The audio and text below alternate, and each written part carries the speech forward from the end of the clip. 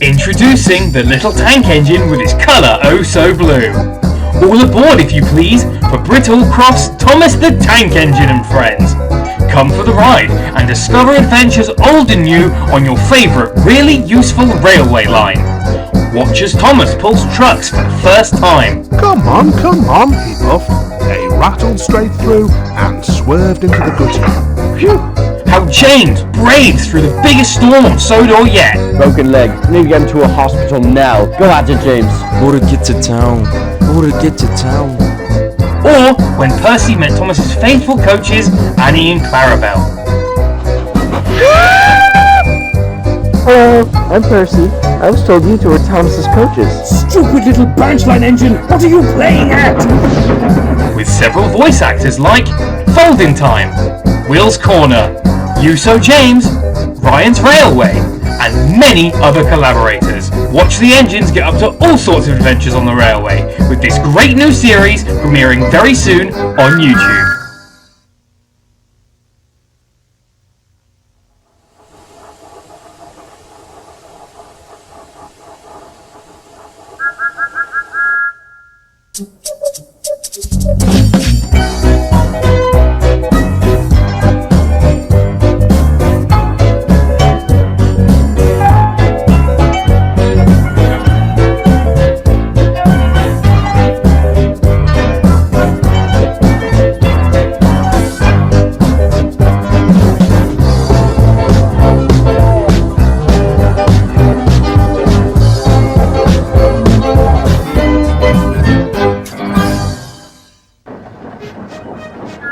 Percy worked hard at the new harbour. The men needed stone for their building work. Toby helped, but sometimes the loads of stone were too heavy, and Percy had to fetch them for himself.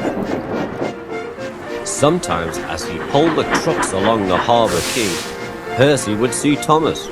"Well done, Percy," Thomas would say. "The Fat Controller is very pleased with us."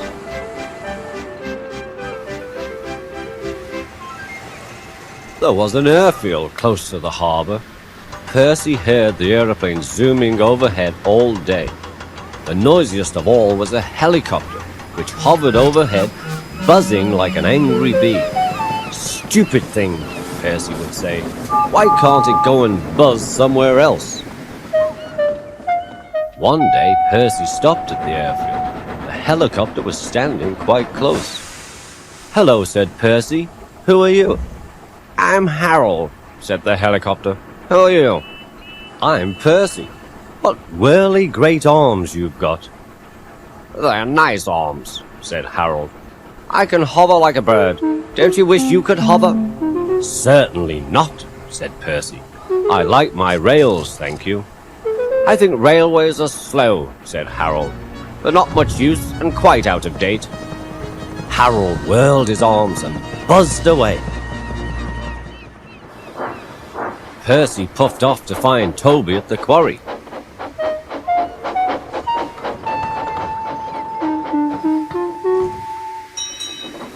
"I say, Toby," he burst out, "that Harold, that stuck-up whirlybird thing, says I'm slow and out of date. Just let him wait. I'll show him."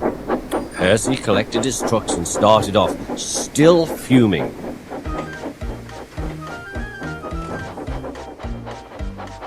Soon, above the clatter of the trucks, he heard a familiar buzzing.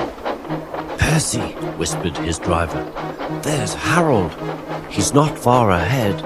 Let's race him." "Yes, let's," said Percy excitedly, and quickly gathering speed, he steamed off down the line. Percy pounded along, and the trucks screamed and swayed as they gathered speed together.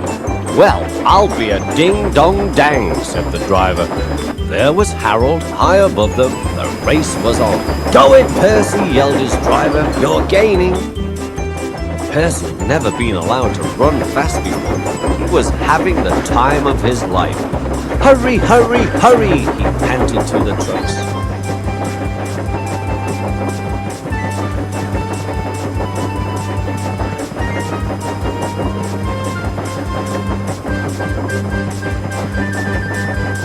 The fireman shoveled for dear life while Percy's driver leant out of the cab window and cheered Percy along. He was so excited he could hardly keep still. "Well done, Percy," he shouted. "We're gaining, we're going ahead. Oh, good boy, good boy." Far ahead, a distant signal warned them that the harbour wharf was near. "Beep, beep, beep! Brakes, guard, please." The driver carefully checked the train's headlong speed, rolled under the main line and halted on the wharf. "Oh dear," groaned Percy, "I'm sure we've lost." The fireman scrambled to the cab roof. We've won, he shouted. "Harold's still hovering. He's looking for a place to land." "Listen, boys," he called, "here's a song for Percy." Said Harold Helicopter to our Percy, "You are slow. Your railway is out of date and not much use, you know." But Percy with his stone trucks did the trip in record time, and we beat the helicopter on our old branch line. The driver and the guard soon caught the tune, and so did the workman on the quay. Percy loved it. "Oh, thank you," he said. He liked the last line best of all.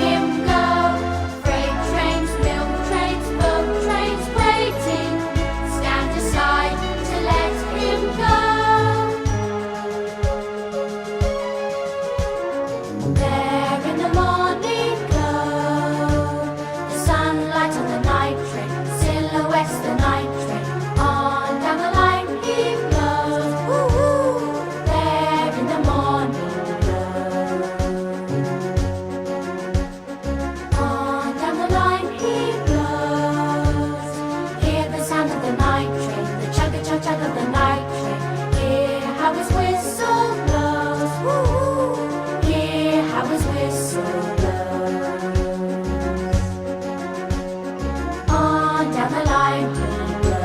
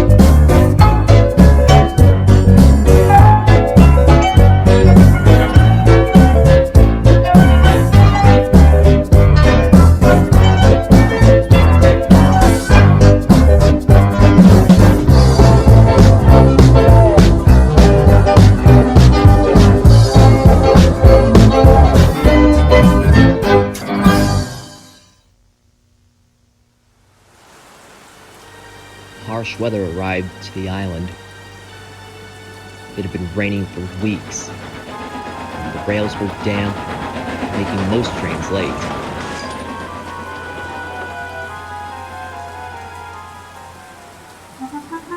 James, however, was mostly on time despite these conditions, and sure enough, this got to his smoke box.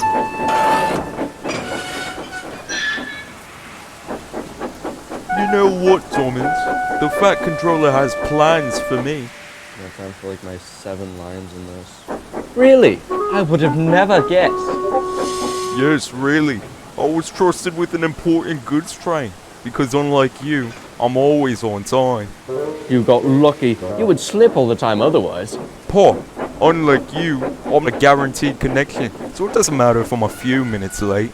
But I'm never late, and never will be. Like when the viaduct was under repair. Suddenly, James' steam pressure shot up, No, like when you fell down the mine. That's when. and James left the yards.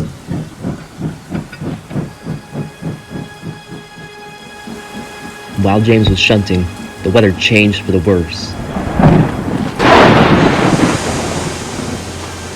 You have to be careful this time, James. The weather doesn't seem so welcoming. While James liked to boast about his luck in the storms, this time he wasn't so sure.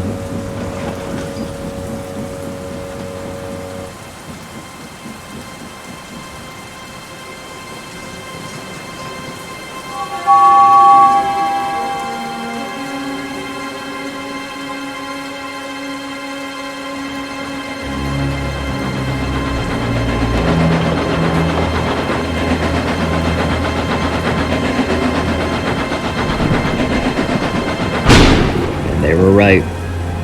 The storm was strong and fierce. Fences were being torn apart. Telephone lines were starting to go down. But James kept going.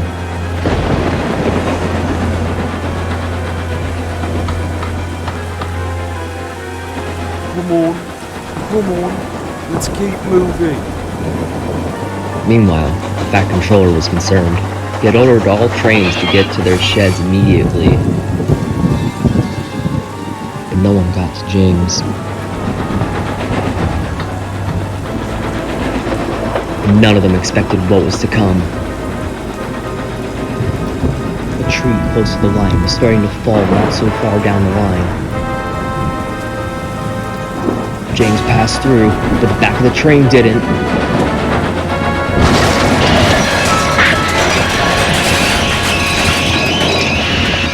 James stopped. His crew went back to check on the guard. They found him, but he was injured and couldn't move. What happened? Broken leg. Need to get him to a hospital now. Go at it, James. The driver opened the regulator and James sped off.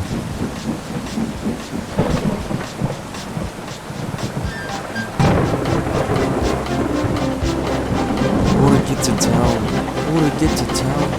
He kept mumbling to himself. Most of the telephone lines were damaged, so it was hard for them to find a station where they could call in for help.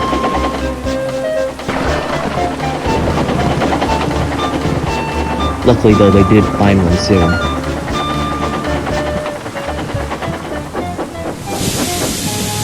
They carried the guard in, and soon after, the driver joined James and reversed him into a shed. Then they waited till the storm passed.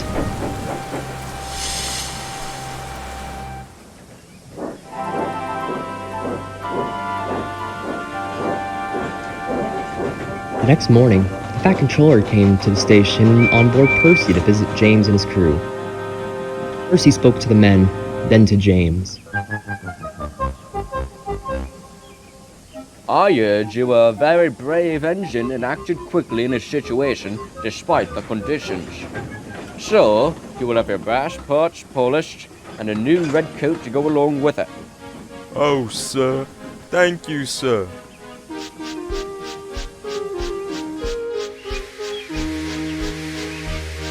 Not long after, James soon returned to work. Most of the debris was cleared. The engines had heard of James's story by now.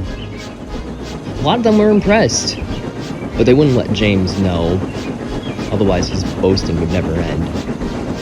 And there was one big blue engine who was rather jealous that James's story made it into the headlines of the Solar newspaper.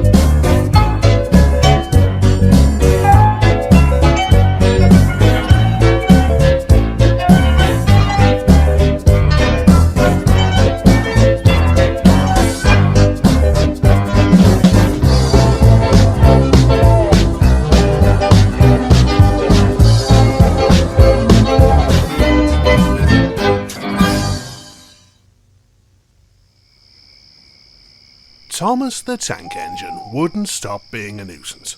Night after night, he kept the other engines awake. I'm tired of pushing coaches, I want to see the world. The other engines didn't take much notice, for Thomas was a little engine with a long tongue.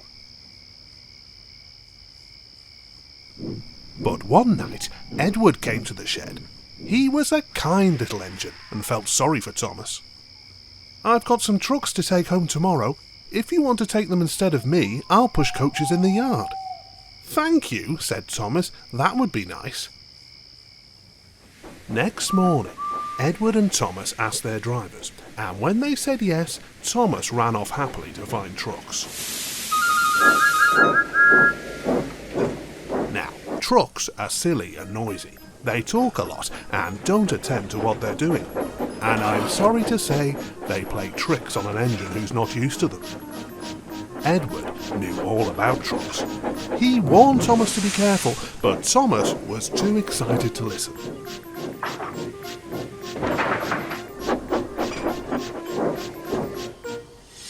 The shunter fastened the coupling, and when the signal dropped, Thomas was ready. The guard blew his whistle. "Peep, peep," answered Thomas and started off. But the trucks weren't ready. "Oh, oh, oh," they screamed. "Wait, Thomas, wait." But Thomas wouldn't wait. Come on, he puffed. All right, don't fuss, all right, don't fuss," grumbled the trucks. Thomas began going faster and faster. "Whee!" he whistled as he rushed through Henry's tunnel.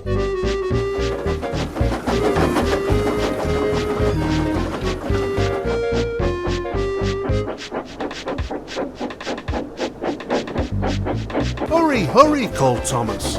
He was feeling very proud of himself, but the trucks grew crosser and crosser.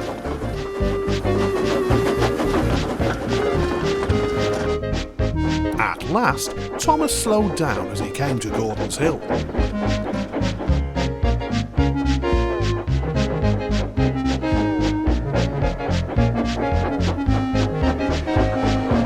Steady now, steady, warned the driver. He began to put on the brakes.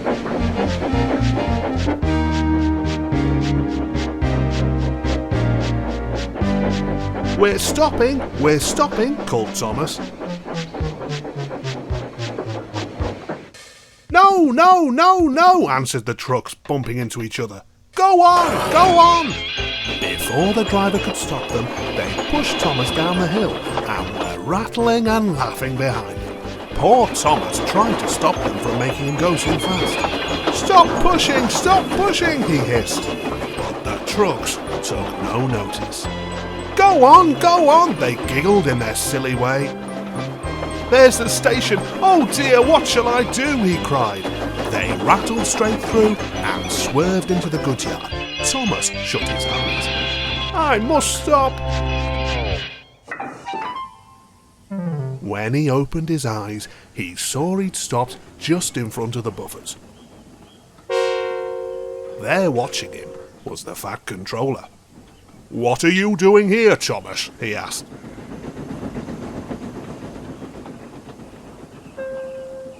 I brought Edward's trucks, Thomas answered. Why did you come so fast? I didn't mean to. I was pushed, said Thomas. You've got a lot to learn about trucks then, little Thomas. After pushing them about here for a few weeks, you'll know almost as much about them as Edward. Then you'll be a really useful engine.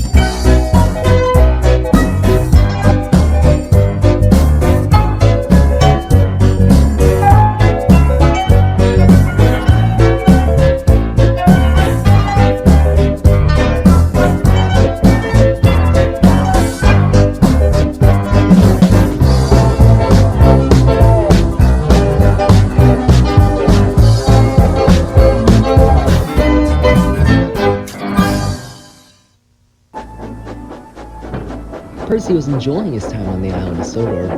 Edward had taught him well, and now he could manage hunting the yard alone. However, once the three big engines went on strike, the Fat Controller assigned Percy onto Thomas's branch.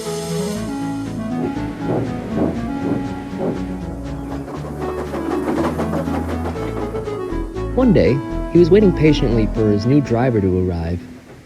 He was surprised to see him carrying 2 lamps towards him. Why do we need those? It's bright outside. His crew chuckled. We need these to let the signal know where we're headed. We need to head off now, though. The Fat Controller is waiting for us at the big station.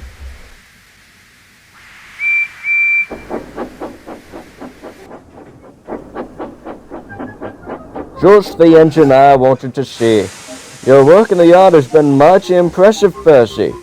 After your shunting duties, you can take Thomas's coaches and head down the branch line.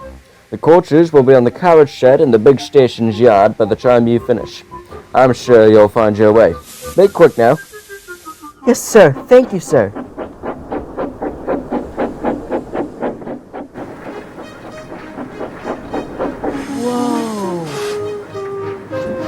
He arrived at the yard of the big station. He was speechless.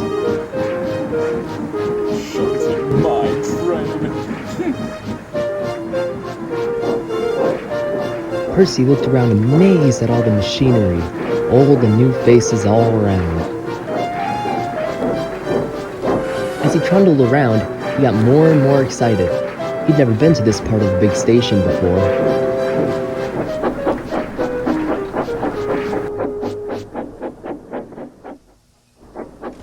He soon heard 2 unfamiliar voices from the carriage shed. He crept up next to it. It's nice to have a little change. Let's hope the new engine doesn't boast as much as James. Percy wasn't really listening.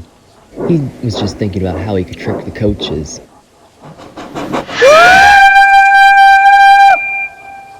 The coaches jumped! Hello, I'm Percy. I was told you two were Thomas's coaches. Indeed we are. I'm Annie, and she is Clarabelle, said the coaches admiringly. Great, let's go then. As the 3 were talking, Percy's driver began fitting the lamps. He was new to the job and didn't know the correct head code. Percy was supposed to head down Thomas's branch, which is 1 lamp at Percy's funnel. But then again, Percy didn't know his head codes either.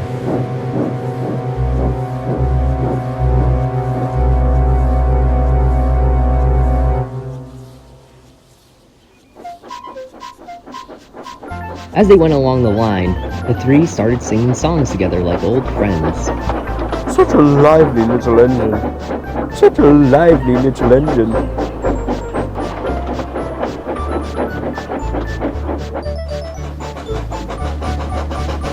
Soon they approached the signal box. The signalman peered out the window and saw Percy approaching. He switched the points to the main line.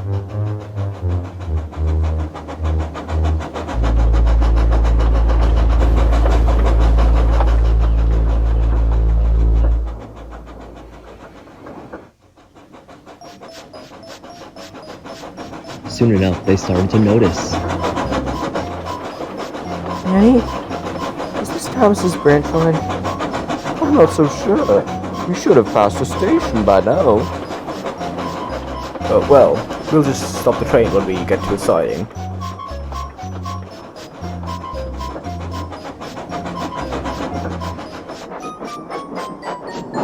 They soon approached the siding and stopped. The crew got out of the cab when... Now hold on. You airhead, we have the wrong head code. No wonder we were sent down the main line. Take that lamp off the running board, now. Then the fireman got back in the cab, still grumbling to himself.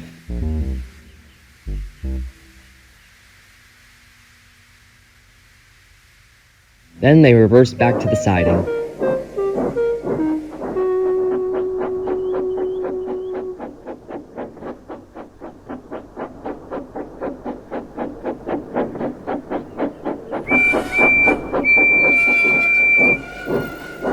Signalman looked out the window in disbelief. What are you doing here? We came back so we could switch to the branch line. Alright, just back up and...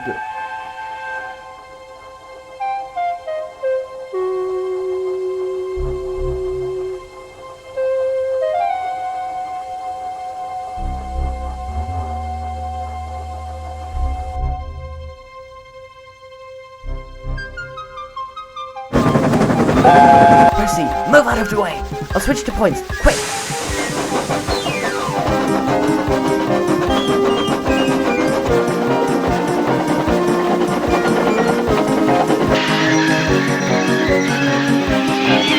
Clarabelle could see the engine coming. Get out of my way! Faster, faster! I'm trying! Now!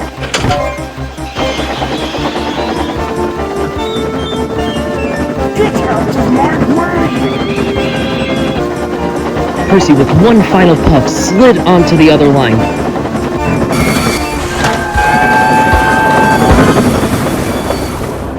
Stupid little branch line engine! What are you playing at? Everything okay back there, Clarabelle? Clarabelle was lost for words. She could only sigh in relief. The driver recollected himself. I hate to ruin the mood, but we need to get moving. Percy, Annie, and Clarabelle shot a look. Who was the one who drove the engine? Alright, that's enough.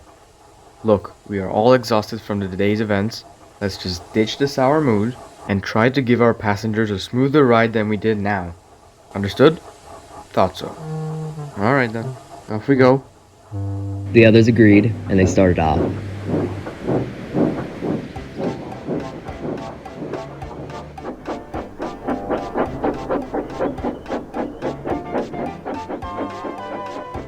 You two don't look like the other older coaches. Were you built here? Oh, heavens no. You were purchased by the Furness Railway, fresh from the works there. We were used along the express. Then we were bought by Sir Topham Hatt. As time went on, we were shunted in the back of the shed until we were restored again. That begs the question, where are you from, Percy? We've never seen an engine like you before. Well, it all began in Doncaster Works. The three continued to talk like old friends.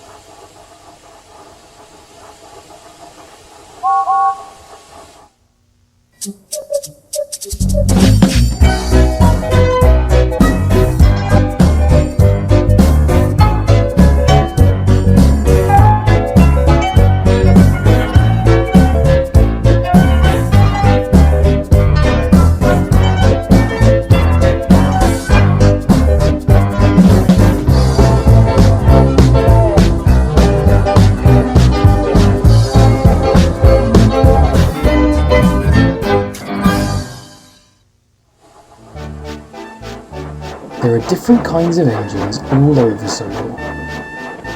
There are big engines, like Henry, smaller engines, like James. Hey! As I was saying, smaller mixed traffic engines, like James, and small tank engines, like Percy. They all function very differently. Smaller engines have features like a bunker for coal and tanks for water. Bigger engines have tenders for coal and water. The drawbar keeps the tender attached to the engine so the tender can supply it with water, and so the crew can access coal from the tender. James, being a big engine, whenever he saw any engine, he would always give them a piece of his mind. Mostly the others ignored him, but sometimes they just couldn't. One morning, James was taking on water while Henry was shunting. Be careful, Henry. You don't want to have another accident now, do you? Rubbish. I haven't had an accident in years. Well, there's a reason the Fat Controller still chooses me for the Express. Exactly. Because you never pulled trucks. Well, See? Goodbye, little James. I'll see you back at the sheds. And Henry puffed away, chuckling to himself, while James sulked in a siding. James needed to shunt a goods train too. He didn't pay attention, of course. He was thinking what to say to Henry when they next met.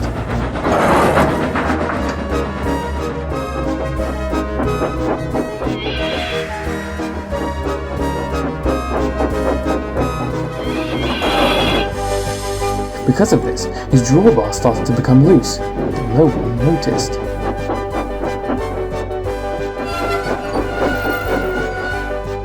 Soon he was ready to leave, and after the guard blew his whistle, James suddenly started and almost snapped the couplings. Careful, James. You'll do a number on yourself. He bumps us. We'll bump him. Pass the word. Pass the word. For now, the trucks decided to carry along with James and wait.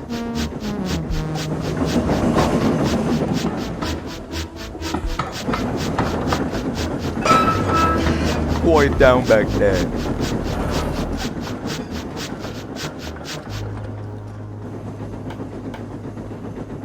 Soon they had their chance. James charged up the hill, and halfway up, the trucks decided to carry out their plan. They put on their brakes, holding James back. Hey, stop it! But they didn't.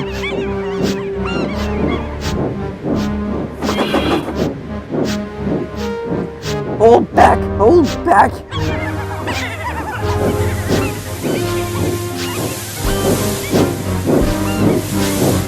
You got them, James. Keep going, said the driver, and they opened the regulator a bit more. Come on, you. James could overpower the trucks, but not for long. Something's loose. And something was. The whole train started rolling down the hill, but they didn't know who was behind. Percy was taking empty coaches to the works right behind James. He was having a wonderful time, until he saw the train coming towards him.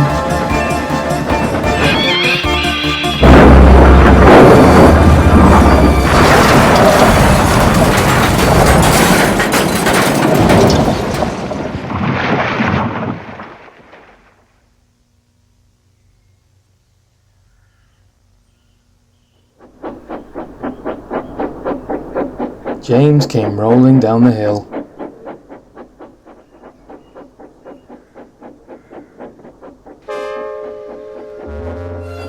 Are you alright, Percy? Yes, I'm alright. Yet the day was going so nicely, too. They both waited till the breakdown train pulled up alongside.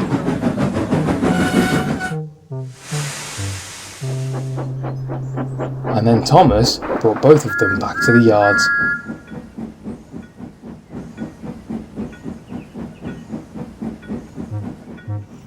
But would you look at that? The reliable red rocket in an accident. Who would have thought? Silence! Boomed the Fat Controller. He talked to the crew first, then turned to the engines. I'm glad to see that both of you are safe. That does not make up for your actions. James, driver told me you were reckless with the trucks, making a drawbar loose until it snapped. He paused for a moment. Well, it's off to the works for both of you. Maybe then Percy can have some time off with the mail train. While you, James, you will shunt trucks with Toby until you learn how to handle trucks. James didn't dare reply. When he returned, he started shunting in the yards with Toby, but I think he learned his lesson, for now. But I shan't say any more, or I shall spoil the next story.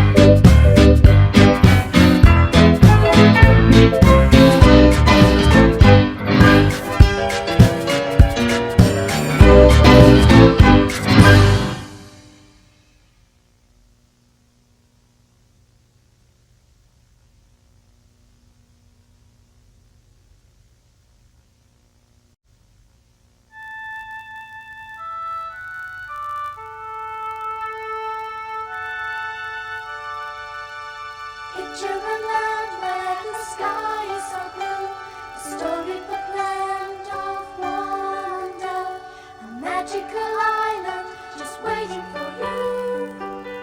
Island of Sodo will make your dreams come true. Imagine a place where the sun always smiles, the valleys are green as can be. Friends that you love are all waiting for you. Island of Sodo will make your dreams come true. Children, follow the dream to a land of make-believe.